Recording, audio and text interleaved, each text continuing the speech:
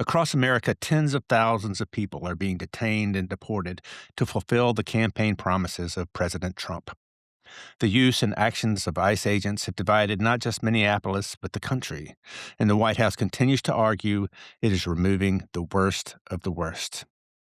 We followed one man to Mexico to see what he found and what he lost. Leon, Guanajuato, Mexico.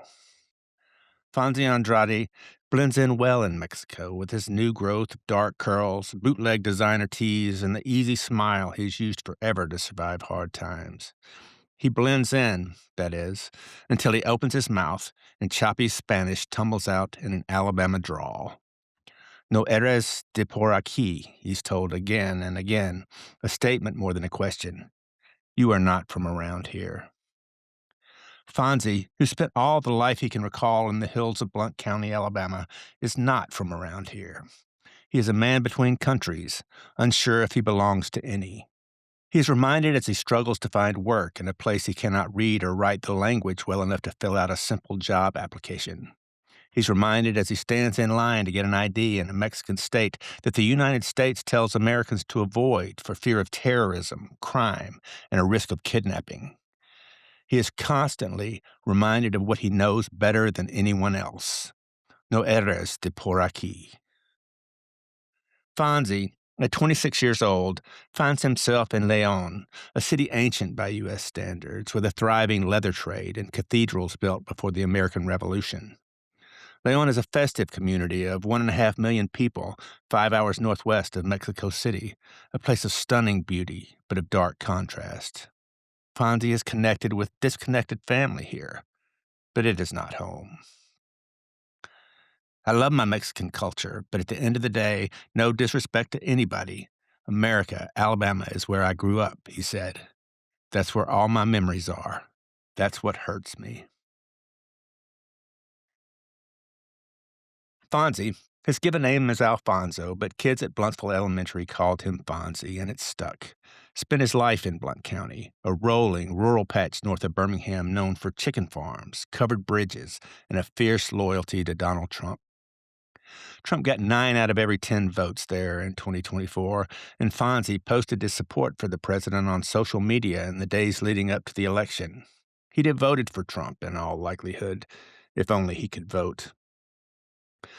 Fonzie was well known in Bluntsville, a town of 1,757 where the Appalachians began to peter out in central Alabama. His family brought him there when he was barely more than a toddler. It's where he learned to walk and talk, with a southern accent that reeks of northern Alabama.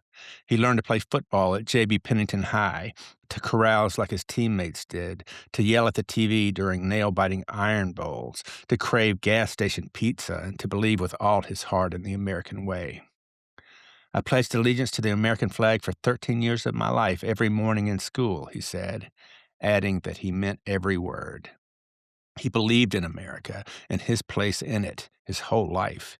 Even in July, when he went to see his probation officer for trouble he got into in 2021 and 22, an immigration and customs enforcement agent showed up to meet him. Even as he was cuffed and held among high-security inmates for 3 months of ICE detention in Jena, Louisiana, even when he was flown in shackles to Texas and forced to walk across a bridge to Matamoros, Mexico, warned to be vigilant of cartels and kidnappers, even as he feared he might never again see his fiancée, Braylee Chandler, or their 18-month-old son, Glenn. I think I'm still in shock, he said in early November, soon after arriving in Leon. I don't know if I'll ever get over being shocked because it's just so surreal, the whole situation and how it's happening, not just to me, but to a lot of people like me. In the last year, police and federal agents seeking to fulfill President Trump's campaign vow to deport millions have detained and deported people across the country in rising and record numbers. The New York Times reported that 3,000 people who entered the country as children younger than 16 had been deported. The number of people detained in ICE facilities has doubled under President Trump, reaching a record 68,000 in December. Many of them have lived in America longer than Fonzie. Many have no criminal record at all. Agents in Alabama arrested at least 5,746 people on immigration related issues in the first 9.5 months of 2025, according to the most recent data available from U.S. Immigration and Customs. Arrests of immigrants in Alabama alone jumped nearly 200% between September 2024 and September 2025. Detentions rose 30%. Many have criminal records, but often those records are for misdemeanors or traffic stops and do not represent the worst of the worst the president pledged to remove. Many more, as AP reported last year, have no record at all. In North Alabama, a young Hispanic man brought to the U.S. as a child like Fonzie was stopped for a DUI last year. The charge was dropped, and he had no criminal record, but he was deported, leaving a fiancée and an American child with health problems, though not severe enough to meet the lofty, extreme, unusual hardship required by immigration. A mother of small children was stopped for an expired tag by a police officer accompanied by an ICE agent in North Alabama. She had no criminal record, but was removed as well. Ignacio Zaragoza had lived in America for 27 years, longer than Fonzie had been alive. He owned property and a painting business and raised children who still work legally and productively in this country. He has no criminal record, but was picked up with about 70 other people at a cockfight in Blount County last year. He was not charged with a crime, but was deported, leaving his wife and 7 children behind. My mom and dad have been married for 35 years now, said Zaragoza's oldest daughter, Lady. That has really devastated my dad. He's always been with my mom through thick and thin. Through all their struggles, they've been together. They've been apart for just a couple of months, hanging on to the hope that he'll be able to come back home to us, she said. Deported for that. Fonzie's case has gained a lot of attention in Alabama and beyond, in part because he was so deeply embedded in his community, attending the Baptist church on Sundays and Methodist youth group on Wednesday nights, playing football and soccer, and later officiating both. In part because he's an affable, good-looking guy with a pickup truck and a football highlight reel, because he seems and sounds so American. People are all praying for him, said Donald Nation, a Bluntsville man who took in Fonzie and one of his sisters years ago when their parents split and their father was removed from the country. Nobody thought he needed to be deported, Nation said. I mean, he's not a criminal. He's just a kid, just a young man. He's never been in any serious trouble. You know, he had 2 misdemeanors for marijuana. How many kids would get deported for that? He said. Fonzie was arrested for possession of a small amount of pot in 2020 and again in 2021. He later ran about 10 yards from police before he came to his senses and stopped. That was really stupid on my part, he said. I knew I could go to jail, but I didn't think they would send me to another country. Fonzie understands now what mentors like Nation and the Reverend Tyler Cantrell sought to teach him when he was young, that he should have done many things differently. He should have stayed away from that weed, for he had more to lose than many of his friends did. He should have found a way to come up with the fees, now more than $500 a year, to remain on DACA, the Deferred Action for Childhood Arrivals program designed to protect children brought to America by their parents.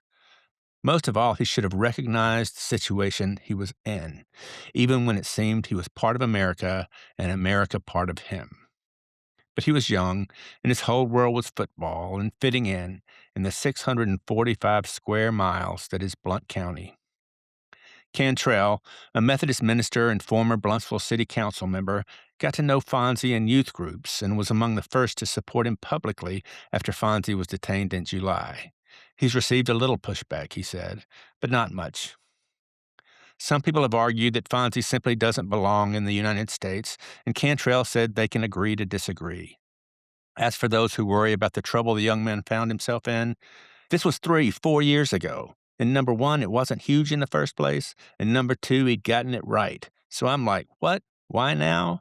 Obviously, it's just because of the administration who's in office and what the agenda is, so I continue to stand by him, Cantrell said.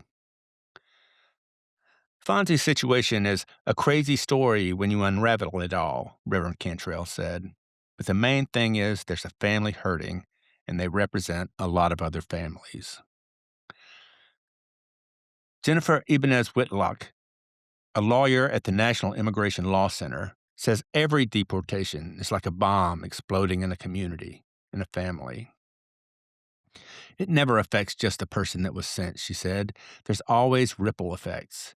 I mean, I take the point that you shouldn't have smoked marijuana, but the idea that it is in any way just to punish someone and then their extended family so harshly, that's what we really reject. When people think of deportations, they tend to look only at those who are forced to leave, not those left behind, like Braley, who fought hard for her fiancé when he was detained, and Glenn, who was not able to hug his father since the day in July when ICE picked him up, like Fonzie's sisters, who legally live in the United States and fear for their brother's life. They took him away. Braley Chandler is Blount County through and through. Blonde hair, blue eyes, homeschooled with a southern accent that rivals Fonzie's. She knew the moment a mutual friend introduced the two that they would spend their lives together. She stares, as if far away, as she describes the man who drove up in his little red truck, those dark curls spilling from a striped Hollister hoodie. It was love at first sight. When I saw him, I'm like, we're definitely going to be together, she said. And sure enough, we talked for like 6 or 7 months before we actually made it official. Braley and Glenn live alone now, in a double wide on the backside of her father's undulating property in what some facetiously call the suburbs of Bluntsville. Fonzie's pickup sits outside, a front tire flattening into the grass. Braley has not wanted to drive since 2023, when a wrecker careened into a car she was driving with Fonzie in the passenger seat. The car was totaled. Both were seriously injured. She relied on Fonzie to work, taking construction jobs and repairing appliances. He provided for us, she said. They took him away. Fonzie grew up so enmeshed in Alabama life that he didn't realize he was not a citizen until he was old enough to drive. He was told he could not get a driver's license because he didn't have a Social Security number, he said. He didn't enroll in DACA until he had graduated high school. So much has come at them in recent years, the wreck, the court fines, the baby, that Braley has spent their savings trying to keep everyone together.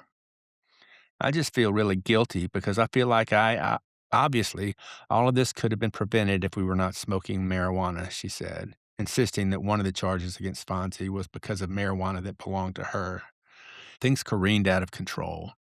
They paid court costs and lawyers instead of DACA, and when Fonzie saved enough to re-enroll, he was denied.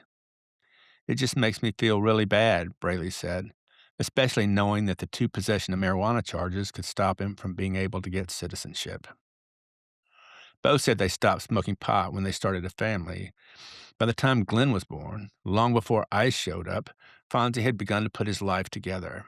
He doted on Glenn, worked to support them, and began officiating football games for the Alabama High School Athletic Association. It was and is his passion. He studied rules and game film and set a goal to one day become the youngest NFL official. Fonzie has had dreams taken away before. He wanted to be a cop, a U.S. Marshal. He wanted to be a policeman, and that was an impossibility, Nation said. He tried to join the military, but that was an impossibility. He wanted to be an MP in the military, but they wouldn't let him in. He wanted to be an American. In his mind, it was all he had ever been. But as he would find out last year, that too was an impossibility because he was not what he thought he was. No kiss goodbye. Braley and Glenn waited outside the courtroom where immigration judge Maith Gonzalez was to decide Fonzie's fate last year. It was the day before Halloween, and they were surrounded by friends and supporters from Blount County, most of whom had written letters to the judge vouching for his character. Braley was optimistic. She was so hopeful that she taught Glenn to clap for the moment Fonzie was set free, to yell yay to celebrate his homecoming. But when the judge summoned them into the courtroom, Braley could see something was wrong. Judge Gonzalez had just told Fonzie there was nothing she could do for him. He could not stay in the United States and must accept voluntary departure if he ever hoped to return. The judge asked him to waive his rights to appeal, and at that moment, Glenn saw his father and shouted, "Dada." He began to clap, as he had been taught. "Yay," Glenn yelled, and Fonzie's world seemed to slip away. "I couldn't speak," Fonzie said. "Everything seemed far away. I was like hyperventilating." He began to cry for the first time in his months-long ordeal, he said. "Then I see Fonzie crying, and all this stuff starts rushing through my head, and I start bawling," Braley said. "Then Glenn sees Fonzie and me crying, so he starts bawling his eyes out, screaming, 'Dada, Dada,' and trying to run up there to him. I had to have my cousin take him out of the courtroom so they wouldn't kick us all out. That was the last time they saw each other in person. Fonzie was taken away in chains. He was not allowed to touch Braley or Glenn, to hug or kiss them, or even come near. Fonzie looked back at them, and at Nation, the longtime Baptist deacon who had all but adopted him years ago. They had leaned on each other when Nation's first wife became ill and died. They said their tearful goodbyes from a distance. We could see them down the hallway, and he was looking back at us, and we hollered back and forth at each other, Nation recalled. "I love you. I'm praying for you." That's about what we said to each other. Less than 2 weeks later, Fonzie was put on a plane for the first time in his life, flown to Dallas, and driven to Brownsville. He was, as he had feared, forced to walk across that bridge into Mexico. He thought about his son. He wondered if Glenn would remember him. He hoped Glenn would not remember him in shackles and a yellow jumpsuit, but he had to keep walking. Once I crossed into Mexico, I was like, "That's it," he said. "I don't know when I'll be able to come back, but I'm here now." Crossing the bridge. There's a silver lining for Fonzie. It's that he was able to reunite with his father in Mexico, that he could find guidance and safety and a place to stay under his roof. There is love between them, but there is also distance. Fonzie's mom and dad, also named Alfonso Andrade, separated by the time he was in 6th grade in Bluntsville. Fonzie remembers coming home from school and his mother calling. She was at work, and she was crying. She said, "Immigration got your dad," or "ICE got your dad," Fonzie said. I was like, "Who's ICE? What's immigration?" She told him he would likely never see his father again, and he didn't understand. "I think she had called me on the house phone, and I slammed it down and broke it," he said. He never got to say goodbye to his father. They came to talk and video chat later, but the departure hung like a curtain between them. Fonzie senses that his dad was able to move on after his own removal. He understands it, but he resents it too. He fears it, lest he repeat the cycle. And though he is reluctant to describe the feelings he has for his parents as anger or blame, he wants to know why they didn't tell him he wasn't a citizen until he tried to get a driver's license, why he didn't get DACA until he was 18. Why didn't they tell him, he asks. Why didn't they tell him what he needed to do? "I'll be real. I was mad at my parents," he said, on prodding. "But as I got older, I was actually happy that they made a sacrifice to bring me to the United States." People often ask why immigrants like Fonzie fail to become citizens, but the path is a difficult one. Rising fees and court costs and lawyers' bills make it almost impossible, Braley said.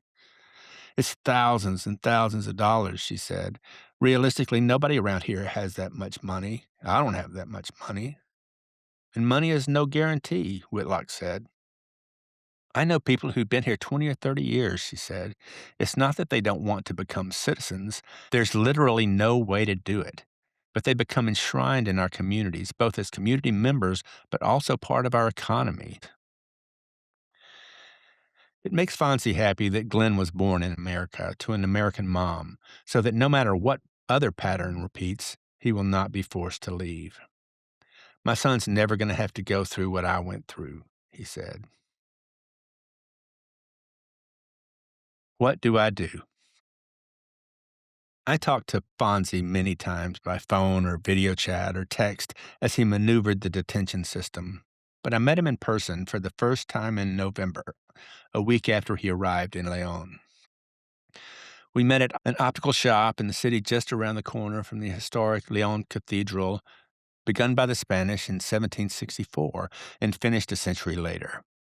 Fonzie had come here to begin rebuilding his life, to replace the misprescribed glasses he'd been issued in detention with contact lenses from a proper prescription.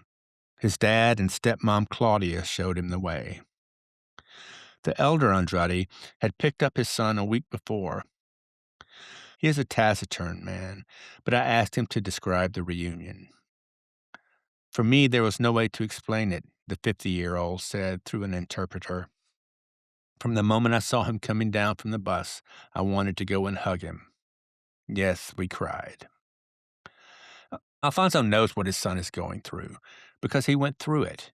He never stopped paying attention to Fonzie's interests and activities, he said, but he knows his absence made his son's life harder and understands why he felt abandoned. He remembers the day in Alabama during the Obama administration when ICE agents came to his house and knocked. He saw them through the peephole. They held up a picture of a man he didn't know, so he opened the door thinking he had nothing to fear. That's when they asked him for his papers. He realized, this is it. Handcuffs snapped around his wrist, and he knew he would be separated from his family. He kept thinking of his children. Now he's seeing his son go through the same thing, interpreter Alejandra Real relayed. The elder Andrade is determined to show Fonzie the love he missed, even if he has a hard time finding the words in Spanish or English. It was 13 years ago when they last saw each other in person. Fonzie has since grown into a man. His dad is aged and remarried. Fonzie has a stepmother he had never met and a 12-year-old brother, Ronaldo, who was thrilled to meet his big brother, even if, as an only child, it took some getting used to. Loved ones back in America are not the only ones affected by the ripples of deportation. Families in Mexico and other countries are affected too. Fonzie's dad and stepmom have taken him into their tiny 2-room home. They sleep on the floor so Fonzie can have a bed. It's a beautiful kindness and a heavy weight for all involved. Fonzie can't help worrying that he is a burden, though his dad and stepmom wave it off. It is hard to bring a new person into the small home, Claudia admits, also through an interpreter. Theirs is a simple life, and they worried it would not be enough for Fonzie. We open our doors for you with humility, she told him when he arrived.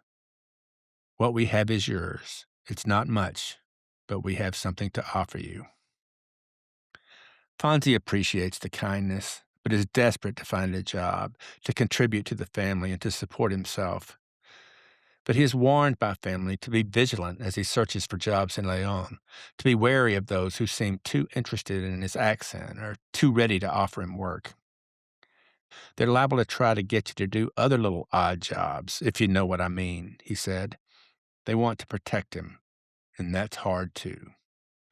What do I do? What kind of jobs is there for me? He said. I'm not doing nothing for any kind of financial support, and I struggle with that. It's like I told my dad, if I can't go fill out an application in Spanish, I have no business working for that company. That's just the way I see it. It's hard for me to accept. Saturday's way down south. There are many things Fonzie misses about Alabama. His family, of course, Hunt Brothers Pizza, American fast food, football. Back in early November, a week after Fonzie arrived in Leon, on the day known in SEC country as Cupcake Saturday, we sat in an Airbnb in the city's historic district to stream a bootleg YouTube broadcast of an Alabama game. It didn't matter that the game was against Eastern Illinois, a team that lost by 30 to upstart Lindenwood the week before, or that Alabama would score 56 points and mercifully play 5 different quarterbacks. It was a little piece of home. Football did what football does. It gave him a couple of hours to burn anxiety over something that means nothing, to escape problems so big and real they seem insurmountable. But watching a football game with Fonzie was different. He doesn't scream, run the damn ball like so many Alabama fans, or rail about play calling or the way things were in the glory days. From the first play, he watches the men in striped shirts, pointing out missed calls on both sides, checking their positions on the field. He misses officiating like he misses home. When I'm out on the field for those 8 or 10 seconds, whatever time the play lasts, it's literally the only time I don't think about nothing else," he said. He talks without irony of fairness and the proper enforcement of rules on a field where the difference between right and wrong is black and white. Officiating has become such a part of him that he finds it difficult to be a fan. "I have a love-hate relationship with that," he said. "I don't want to just be looking for what somebody is doing wrong." Each day, Fonzie tries to call or video chat Brayley and Glenn. Often he goes outside to find privacy, although he worries about safety since he began to follow local crime news in Leon. They spoke the day I met. It was a hard day for Brayley, as she had dared read the comments beneath a social media post about Fonzie's deportation. Most of the comments were kind, but not all. She was close to tears. "It was like, you and your beanbag son can go back to Mexico and have fun raising that beanbag kid alone," she said. "Why would you say that about an innocent child? I don't understand how people are just so cruel. Why there's so much hatred in the world." If they knew who Fonzie was, she added, nobody would say half the things that they'd said. My home's in Alabama. Fonzie wonders now if he will ever be able to return to America. He intends to marry Brayley, and Reverend Cantrell said he's willing to perform the service on a bridge between the two countries. Fonzie can apply for re-entry into the United States in 4 years, but it will likely be a long shot unless his lawyer can convince Blount County officials to drop at least one of the misdemeanors, a step that would make his return attainable. Fonzie insists he wants to do it the right way, so he spends his time trying to rebuild, filling out paperwork to get a Mexican ID that allows him to apply for jobs. He's visited language schools, hoping to teach children English, and has signed up for testing to see if he can qualify for such a job. He's explored American football leagues in Mexico, holding on to the dream of becoming a referee in the pros. He is considering looking for work in one of Mexico's resort areas, Cancun or Puerto Vallarta, maybe, because he figures they need people who speak English. He is seeing part of the world he never imagined and never would have seen from Bluntsville. He is disillusioned with politics, hurt that people in the state he loves are seemingly so eager to send people like him away. But he desperately wants to come back. Alabama is home. He repeats it like a mantra when things get too overwhelming, perhaps to convince himself that it is true. "That's where my memories are. It's where I went to school, where I played ball, where I made friends. It's where I met Brayley, where my son was born," he said. "This is my birth country, but at the end of the day, my home is in Alabama, and it will forever be my home. One way or another, God willing, I will be back. We just got to let this little short storm pass, and then we'll be together. I'll be at home once again."